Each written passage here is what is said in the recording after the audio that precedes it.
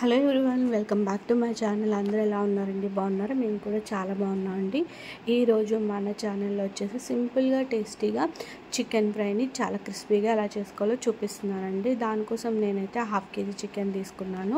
దాన్ని శుభ్రంగా వాష్ చేసి పక్కన పెట్టుకున్నాను అండి. ఇప్పుడు మ్యాగ్నేట్ చేసుకోవడం కోసం ఒక గిన్నెని తీసుకుని మనం తీసుకున్న చికెన్ని మీడియం సైజు ముక్కలు కింద కట్ చేసుకుని దాంట్లో వేసుకోవాలండి. దాంట్లోనే 1/2 చెక్క నిమ్మరసాన్ని, అలాగే 1/2 టేబుల్ స్పూన్ పసుపు, రుచికి సరిపడా కారం, అలాగే స్పైసీకి తగ్గట్టు కొద్దిగా కారం వేసుకోవాలండి, కొంచెం ఎక్కువగా. నేనైతే 1.5 టేబుల్ స్పూన్ వేసుకున్నాను. మీకు కొంచెం కారం ఎక్కువ కావాలంటే ఇంకొక table spoon or 1/2 table spoon add చేసుకోండి. దాంట్లోనే 1 టేబుల్ స్పూన్ చికెన్ మసాలా పొడి, అలాగే 1/2 టేబుల్ స్పూన్ జీలకర్ర పొడి, 1/2 టేబుల్ స్పూన్ ధనియాల పొడి, అలాగే కొద్దిగా కరివేపాకుని ఇలాగ చిన్నగా కట్ చేసి వేసుకున్నానండి. అలాగే 1 టేబుల్ స్పూన్ అల్లం వెల్లుల్లి పేస్ట్, అలాగే నేను 1/2 kg చికెన్కి అయితే ఒక ఎగ్ని అయితే తీసుకున్నాను అండి.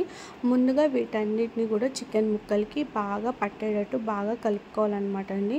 ఇవన్నీ చికెన్కి ఎంత బాగా పడితే మనకి ఫ్రై అనేది అంత టేస్టీగా వస్తుంది.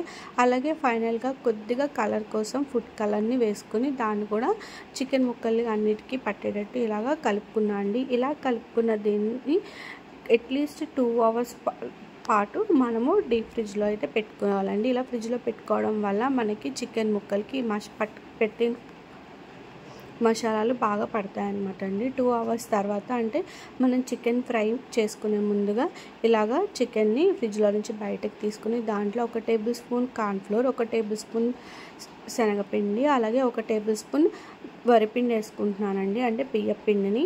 ఇక్కడ బియ్యపిండి ప్లేస్లో మనము 2 స్పూన్లు కార్న్ఫ్లోర్ తీసుకున్నా కూడా కోటింగ్ అయితే బాగా పడుతుంది.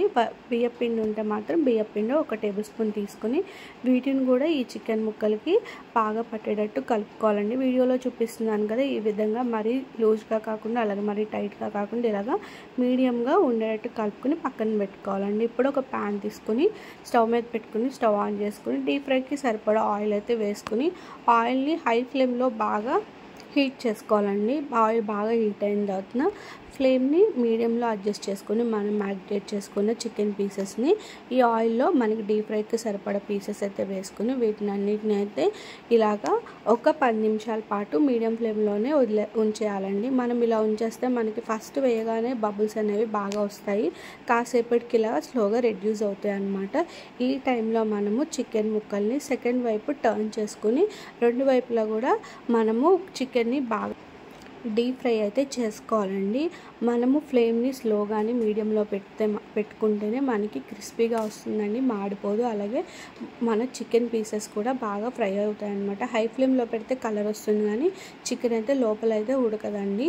మనం సెకండ్ వైపు టర్న్ చేసుకున్న తర్వాత నేనైతే 3 చిల్లీల్ని ఇలాగా మధ్యలోకి నాట్ల కింద పెట్టుకున్నానండి. అలాగే కొద్దిగా కరివేపాకు, అలాగే కొంచెం జీడిపప్పు పలుకులు కూడా వేసుకుంటున్నానండి. ఇలా వేసుకోవడం వల్ల ఈ కరివేపాకు టేస్ట్, అలాగే జీడిపప్పు, ఈ మిర్చి కూడా చికెన్తో పాటు ఫ్రై అయ్యి దాని టేస్ట్ కూడా వీటికి పడుతుందండి.